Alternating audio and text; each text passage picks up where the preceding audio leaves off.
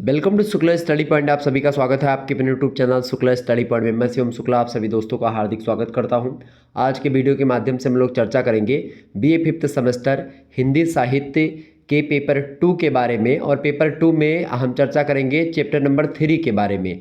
Chapter number 3 में आपको क्या पढ़ना है? चैप्टर नंबर 3 में आपको जानना है गुरु गोविंद सिंह के दोहों के बारे में। सबसे पहले गुरु गोविंद सिंह के बारे में हम जानेंगे, उनके कवि परिचय, उनकी रचनाओं के बारे में, ठीक है, और जो उनका सिख धर्म से संबंध रहा उसके बारे में हम लोग समझेंगे।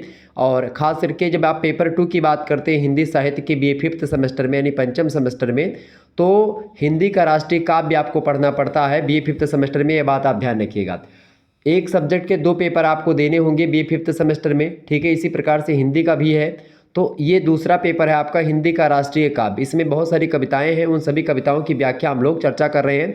व्याख्या के साथ साथ हम लोग जो है पूरा का पूरा चैप्टर समाप्त कर रहे हैं। इससे पहले 2 चैप्टर हम लोगों ने चर्चा करी, जिसमें हमने क्या चर्चा करा भाई? सेकंड चैप्टर में मतलब फर्स्ट चैप्टर में हमने चर्चा करा था किसके बारे में? चंद बरदाई के बारे में।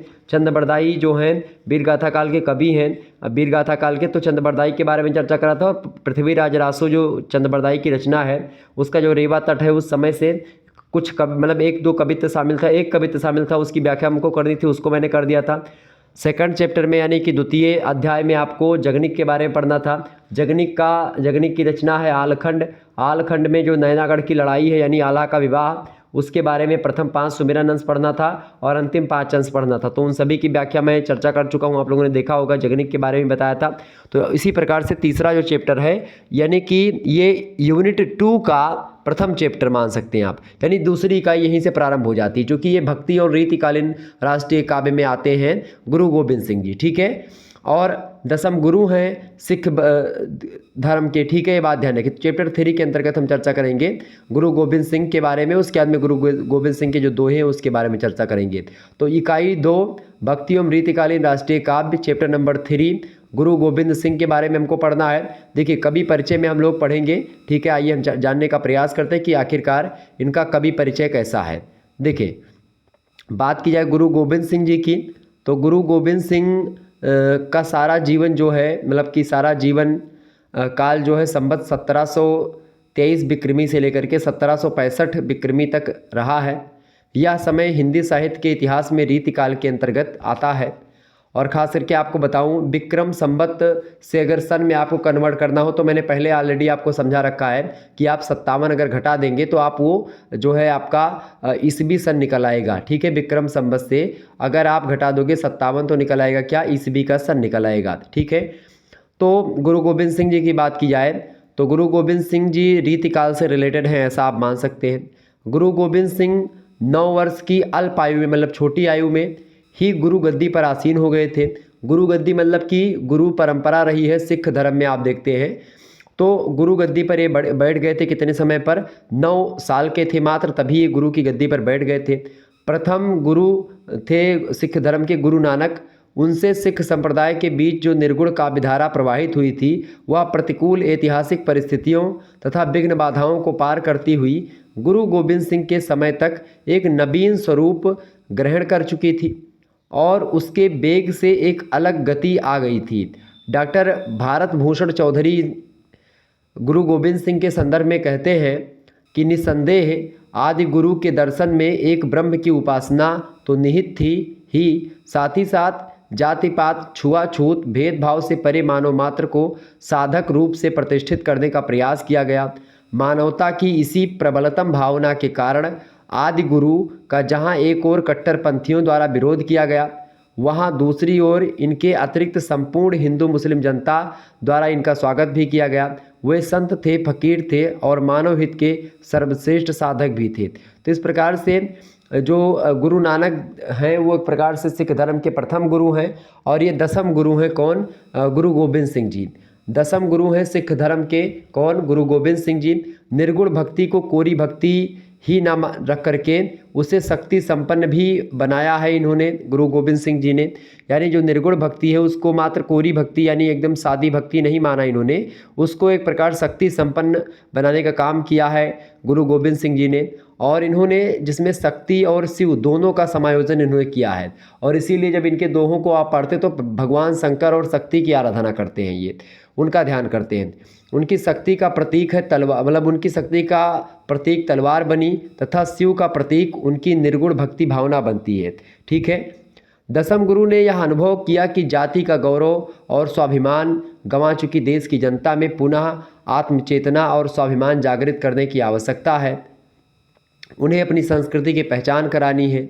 वे जानते थे गुरु गोविंद सिंह जी कि संपूर्ण सांस्कृतिक जीवन की अभिव्यक्ति साहित्य के माध्यम से ही संभव है, और इसी कारण उन्होंने क्या किया, भक्ति और शक्ति साधना के साथ महान साहित्यिक यज्ञ का भी शुभारंभ उन्होंने प्रारंभ कर दिया, और इस यज्ञ के वे स्वयं ही यज्ञ पुरोहित भी बने।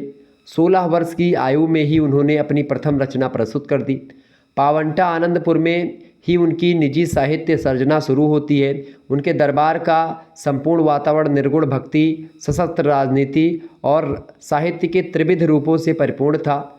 इन तीनों रूपों का नेतृत्व वे स्वयं कर रहे थे, लेकिन इसका बिंब वे अपने देशवासियों के जन जन में देखना चाहते थे। इसी कारण उन्होंने खालसा की स्थापना करी, खालसा पंथ, और अपने निकटवर्ती व्यक्तियों की काव्य प्रतिभा को पहचान करके काव्य सृजन हेतु प्रेरित किया लोगों को। बाहर से आने वाले प्रत्येक विद्वान कवि का सम्मान भी किया, सभी को आश्रय प्रदान किया। ठीक है। और उनके लिए खास करके वृत्ति निर्धारण भी कर दी। सैनिक युद्ध यज्ञ में हिस्सा लेते थे और कवि साहित्यिक यज्ञ में हिस्सा लेते थे। तो इस प्रकार से सैनिक जो होते थे वो युद्ध रूपी यज्ञ में एक प्रकार से हिस्सा लेते थे, कवि जो होते थे वो साहित्यिक यज्ञ में हिस्सा लिया करते थे। इस प्रकार से गुरु गोविंद सिंह जी के समय का कुछ वर्णन जो है मैंने आपको कह सुनाया। इसके बाद में गुरु गोविंद सिंह की साहित्य साधना की कालावधि जो है मुख्य रूप से संवत 1740 से लेकर के संवत 1755 तक, मतलब कुल 15-16 वर्षों तक स्वीकार की जाती है। डॉक्टर चौधरी कहते हैं इनके संदर्भ में कि इस अवधि में एक ओर जहां प्राचीन और सांस्कृतिक दृष्टि से महत्वपूर्ण ग्रंथों के भाषा रूपांतर का क्रम चला, वहीं दूसरी ओर मौलिक मुक्तक और प्रबंध रचनाओं का भी सृजन हुआ, और दर्शन और ज्ञान विज्ञान के ग्रंथ भी रचे गए इस युग में, और उनके साहित्य भंडार में विशाल संख्या में रचनाएं एकत्र की गईं, खास करके इनके समय काल में, गुरु गोविंद सिंह जी के समय काल में। ठीक है, ये ध्यान रखिएगा। तो गुरु गोविंद सिंह जी से एक आध प्रश्न आपकी परीक्षा में आने वाला, ये बात ध्यान रखिएगा। विद्या या ज्ञान को धारण करने वाले इस ग्रंथ समूह को विद्याधर नाम से अभिहित किया गया, मतलब जाना गया। वजन में जो कुछ बाकी वह 9 मन से कुछ ज़्यादा था, परंतु युद्ध की लपटों में उसका अधिकांश भाग जल करके राख हो गया। जो इनका ग्रंथ था विद्याधर जो था वो वज़न में लगभग एक प्रकार से 9 मन से कुछ ज़्यादा था। मतलब समझ रहे हैं क्या होता है, एक मन में मेरे हिसाब से 40 किलो होता है। ठीक है, अब आप सोचो 40 किलो। ठीक है, परंतु युद्ध हुआ और उस युद्ध में एक प्रकार से उसका भाग जो है जलकर राख हो गया, और उसे काफ़ी समय के बाद संभालने तथा एकत्रित करने का प्रयास किया गया। जो खो गया या नष्ट हो गया इसकी स्मृति मात्र ही बाकी रह गई, और भाई संतोष सिंह जी थे इनके। भाई संतोष सिंह जैसे व्यक्तियों में वृद्धों जनों की स्मृति से प्राप्त काव्य सामग्री का इधर उधर बिखरे पन्नों को एकत्रित करने का काम किया, और ये महान काम उन्होंने ही संपन्न किया। ग्रंथों के संरक्षण की दिशा में किए गए अनेक प्रयत्नों के परिणाम स्वरूप लगभग 100 वर्ष के उपरांत जो सामग्री प्रकाश में आई वह न तो पूरी थी और न ही वास्तविक अर्थों में उन काव्य साधनों की संपूर्ण रचनाओं का परिचय ही प्रस्तुत कर सकती थी, जिनकी एक प्रकार से तिथियों ने विशाल विद्याधर नामक ग्रंथ का रूप धारण किया। 52 कवियों की अनुश्रुति मात्र शेष रह गईं। कुछ के नाम ही प्राप्त होते हैं, कुछ की एकाध मुक्तक रचनाएं मिलती हैं। किसी की रचना प्राप्त होती है तो उसका परिचय नहीं मिलता, और परिचय प्राप्त होता है तो रचनाएं नहीं मिलती हैं। तो कुल मिलाकर के 52 कवियों की अनुश्रुतियाँ जो है वो प्राप्त हुई हैं, और भी बाकी तमाम सारे कवि थे। और लगभग आपको बताया था मैंने कि 9 मन 9 चौको 36, 3 किलो 60 किलो, मतलब 3 कुंटल 60 किलो एक प्रकार से वज़न में ग्रंथ थे, जो कि एक प्रकार से गुरु गोविंद सिंह जी ने इकट्ठा कर लिया था विभिन्न कवियों को मिला करके। ठीक है, वो सारे के सारे एक प्रकार से इधर उधर बिखर गए। दसम गुरु के दरबार के हिंदी कवियों के बारे में थोड़ा सा जान लेते हैं। तो गुरु गोविंद सिंह के दरबार में जिन हिंदी कवियों का उल्लेख पाया जाता है उनमें से कुछ तो बाहर से आए थे और कुछ उनके दरबार में ही प्रतिभा संपन्न व्यक्ति थे। और इन दोनों ही कुछ नहीं प्रकार मतलब कि इन दोनों ही कुछ नहीं प्रकार के व्यक्तियों जिनकी रचनाओं का उल्लेख आज भी किया जाता है उनकी प्रामाणिकता के विषय में कहा जा सकता है। उनकी संपूर्ण रचनाएं भी उपलब्ध नहीं हैं। दसम गुरु की सेवा में हमेशा लगे रहने वाले जो कवि थे उनके व्यक्तित्व के तीन पक्ष थे, कवि, सेवक और सैनिक। या तो सैनिक उनके पास रहते थे, या फिर कवि रहते थे, या फिर एक प्रकार से सेवक रहते थे। उदाहरण के लिए धन्ना सिंह को आप ले लीजिए। धन्ना सिंह का आप देखते हैं नाम लिया जा सकता है इसमें, जो मुक्तककार हैं, मतलब मुक्तक रचनाएं लिखते हैं, ठीक है, प्रबंध रचनाएं नहीं लिखते हैं। प्रबंध का मतलब होता है किसी विशेष नायक के जीवन के बारे में सारे संपूर्ण जीवन की कथा को कहना, लेकिन मुक्तक का मतलब होता है छोटे छोटे अंश पर एक प्रकार से लिखना। तो मुक्तककार थे, छोटी छोटी चीज़ों को लिखा करते थे। सेनापति जैसे कवि का उल्लेख भी एक प्रबंधकार के रूप में हम कर सकते हैं। इनमें उक्त तीनों रूप विद्यमान थे, लेकिन कुबरेश और काशीराम जैसे कवि केवल साहित्यिक यज्ञ के होता थे। कुबरेश को द्रोण पर्व के भाषा रूपांतर का कार्य सौंपा गया था। काशीराम को हनुमानाटक के परशुराम संवाद के नष्ट अंश की पूर्ति का भार सौंपा गया था। इसके अलावा दसम गुरु के दरबार में समय समय पर कुछ संत कवि आते जाते रहे, जिन्होंने अपनी रचनाओं के द्वारा दरबार के साहित्यिक यज्ञ को समृद्ध किया। इस प्रकार से दसम गुरु के दरबार में हिंदी के अलावा पंजाबी और फारसी के भी कवि आया करते थे। हिंदी कवियों की रचनाओं में दो वर्ग थे। एक प्रथम वर्ग में जंगनामा, गुरु शोभा, साखी, हीरा घाट जैसी रचनाएं हैं, और द्वितीय वर्ग में आप देखेंगे श्याम सनेही, आलम केली तथा कथा हीर रांझन की ये सब कविताएं आपको मतलब रचनाएं मिलेंगी। डॉक्टर भारत भूषण चौधरी ने इस परिसंदर्भ में उल्लेख किया है कि दसम गुरु की हिंदी रचनाएं तो हिंदी साहित्य की बहुमूल्य निधि हैं ही, दरबारी हिंदी कवियों की निम्नलिखित रचनाओं ने भी हिंदी साहित्य की श्रीवृद्धि में योग प्रदान किया है। जैसे कि अगर बात की जाए तो हिंदी के साथ ही साथ और भी भाषा में जो है दसम गुरु के दरबार यानी हिंदी के जो मतलब खास करके जो सिख धर्म के दसम गुरु हैं गुरु गोविंद सिंह जी, उनके दरबार में हिंदी के अलावा फारसी और पंजाबी के भी कवि रहा करते थे, जिन्होंने भी रचनाएं लिखी हैं। ठीक है, तो कुल मिलाकर के जो रचनाएं इनके समय में लिखी गई उनमें प्रबंध काव्य, भाषा रूपांतरित रचनाएं हैं, नीतिपरक रचनाएं लिखी गई, आध्यात्म परक रचनाएं लिखी गई। तो उन सभी के बारे में थोड़ा थोड़ा जान लेते हैं कौन कौन सी रचनाएं लिखी गई हैं। कुछ मुक्तक रचनाएं लिखी गई हैं, कुछ कोश काव्य लिखे गए, लक्षण ग्रंथ लिखे गए हैं, कुछ ज्ञानात्मक साहित्य भी लिखे गए हैं। तो उन चीज़ों को जानेंगे। देखिए, प्रबंध काव्य जो लिखे गए उनमें जंगनामा प्रबंध काव्य था, गुरु शोभा प्रबंध काव्य है, श्याम सनेही, सुदामा चरित, कथा हरि रांझन की, माधवानल काम कंदला, कनक मंजरी, साखी हीरा घाट की, ये सब प्रबंध काव्य लिखे गए। ठीक है, ये सब गुरु गोविंद सिंह के समय काल की हैं। इसके अलावा भाषा रूपांतरित रचनाएं जो लिखी गई मतलब कि दूसरे भाषा से आकर के कन्वर्ट करके लिखी गई हैं, उनमें सभा पर्व, कर्ण पर्व, द्रोण पर्व, शल्य पर्व और अश्वमेध पर्व, ये एक प्रकार से भाषा रूपांतरित रचनाएं हैं।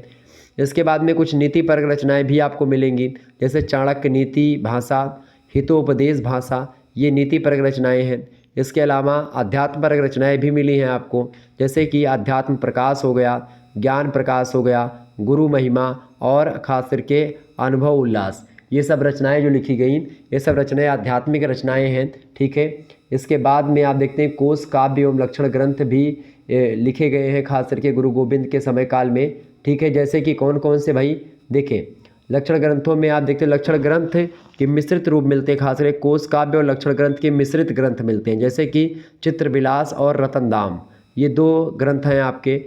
इसके अलावा ज्ञानात्मक साहित्य की कुछ जो है कृतियाँ प्राप्त हुई हैं। ठीक है, जिनका महत्व साहित्यिक दृष्टि से चाहे ना हो, ज्ञानात्मक साहित्य के सृजन की दृष्टि से जरूर है। ऐसी रचनाओं में आप देखते हैं सामुद्रिक शास्त्र यानी ज्योतिष मिला, सामुद्रिक शास्त्र, ज्योतिष, सुख सैन ग्रंथ मिला, वैद्यक ग्रंथ, सजीवन वैद्यक, ये सब ग्रंथ जो हैं ये ज्ञानात्मक साहित्य की दृष्टि से मिले।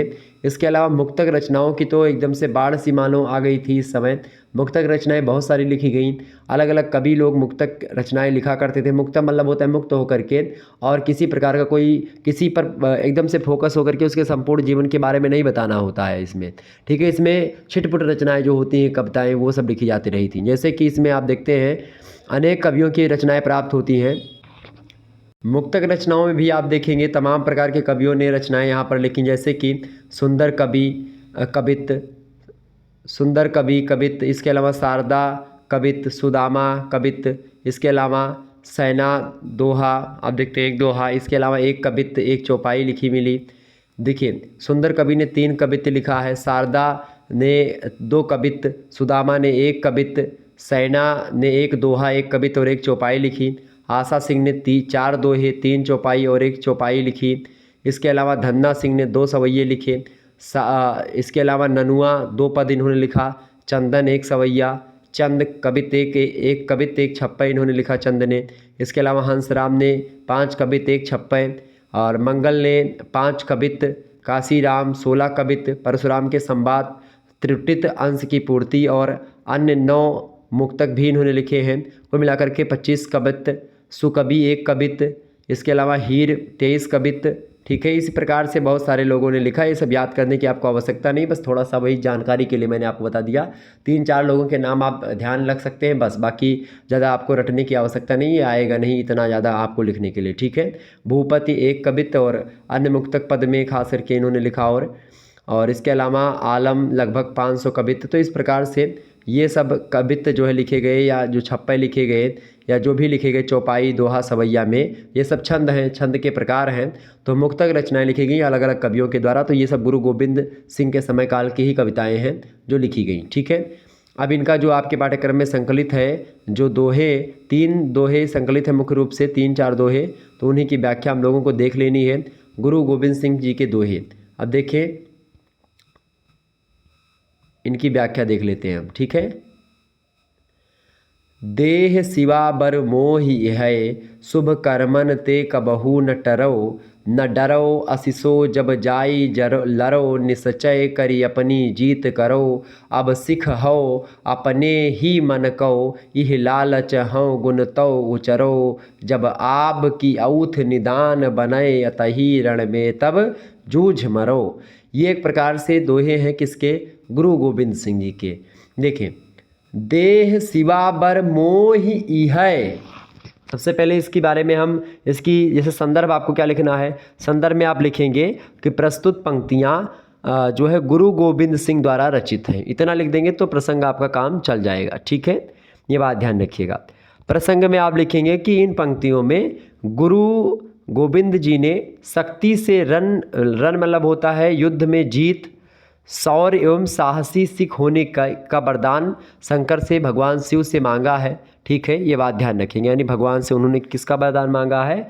उन्होंने वरदान मांगा है साहसी सिख होने का। ठीक है, शौर्य का, रण में जीतने का वरदान मांगा है उन्होंने किससे? शंकर भगवान से। ठीक है, भगवान से मांगा है। ओके, शिव शक्ति से मांगा है।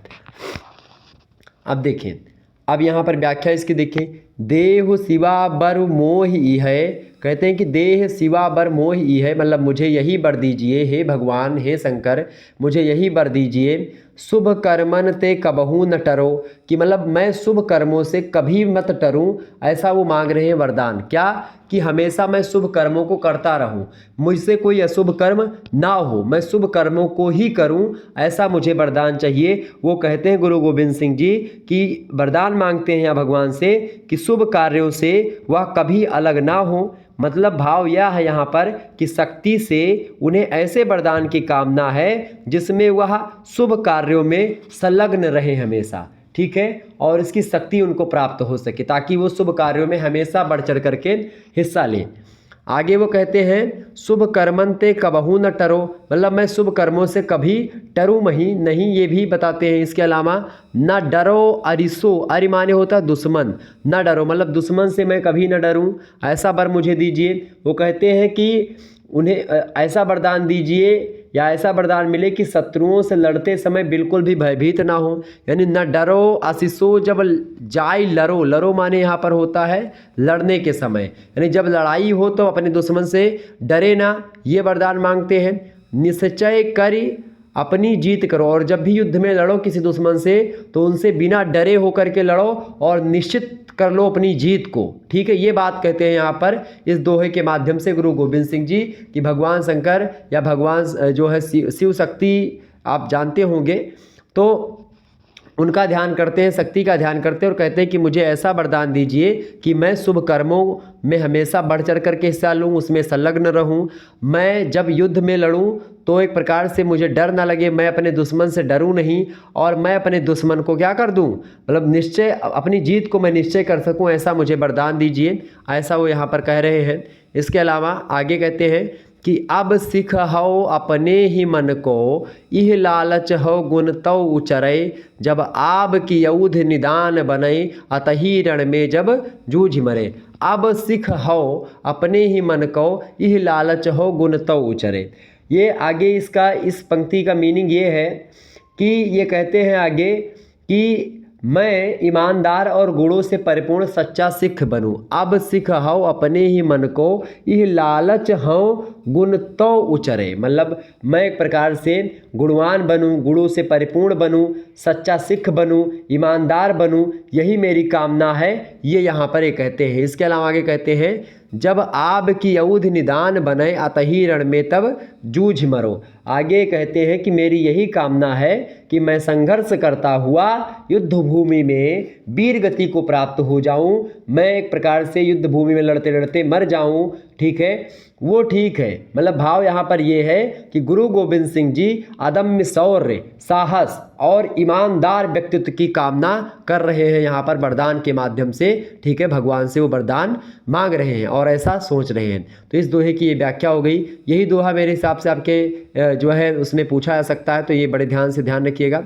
बाकी लगभग एक हो सकता है एक आध पूछ लिया जाए, बाकी लगभग बहुत कम चांसेस है यहाँ से आने के, लेकिन हो सकता है आ जाए, ठीक है, ये बात ध्यान रखिए। तो इसीलिए मैंने आपको बता दें ताकि कोई दिक्कत ना हो कोई कहीं से भी। अगला है मुख जाहि निशापति की समह, बन में तिन गीत रिझो अरु गायो, तासुर को धुन खौनन में, ब्रजहूँ की त्रिया सब ही सुन पायो, धाई चली हरिके मिलबे कहूँ, तव सबके मन में जब भायो, कान्ह मनो मृगनी जुबती छलिबे कहु घंटक हेर बनायो। यहाँ पर गुरु गोविंद सिंह जी की अगर बात की जाए तो संदर्भ प्रसंग वही है कि भाई गुरु गोविंद सिंह जी ने लिखा है, संदर्भ प्रसंग का आप लिख देंगे कि भाई इसमें किसके बारे में बताया गया है, इसमें वरदान मांगा गया है और शक्ति से रण में जीत के लिए शौर्य और साहसी सिख होने की कामना यहाँ पर कवि कर रहा है। कहते हैं कि गुरु गोविंद जी की मुख जाहि निशापति की सम है, बन में तिन गीत रिझो अरु गायो। मतलब गुरु गोविंद सिंह जी कहते हैं कि मेरे मुख से हमेशा आपका नाम निकले, भगवान के नाम की बात करते कि मुख जाए निशापति की सम है, बन में तिन गीत रिझो और गायो में, मैं जहाँ कहीं पर भी रहूँ, जहाँ पर भी मैं जाऊँ, हर जगह एक प्रकार से मैं आप ही को एक प्रकार से याद करूँ, आप ही के गीत मैं गाऊँ, आप ही के गीत गुनगुनाऊँ। इस प्रकार से उनके वो एक प्रकार से वरदान चाहते हैं। तासुर को धुन खौनन में, ब्रजहूँ की त्रिया सब ही सुन पायो। जैसे भगवान कृष्ण की एक प्रकार से जो है, भगवान श्री कृष्ण की एक प्रकार से जो गोपियाँ हुआ करती थी, भगवान श्री कृष्ण के बारे में, भगवान श्री कृष्ण के बारे में हमेशा सोचती रहती थी कुछ ऐसा हमारी भक्ति हो जाए, हमारी आपकी भक्ति हो जाए, ऐसा यहाँ पर भाव है।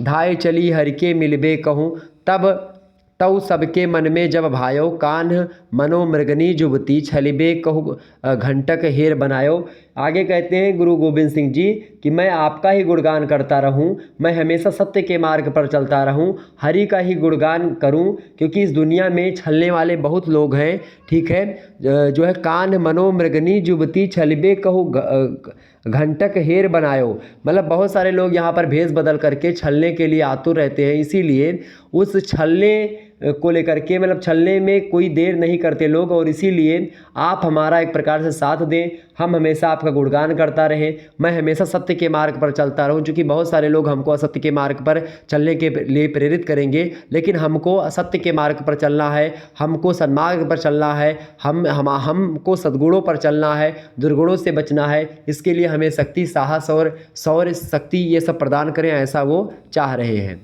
ठीक है। आगे कहते हैं कि गई आई दसों दिस ते गुपिया, सब ही रस कान के साथ पगी, पिख कय मुख कान को चंद्रकला सुचकोरन सी मन में उमगी।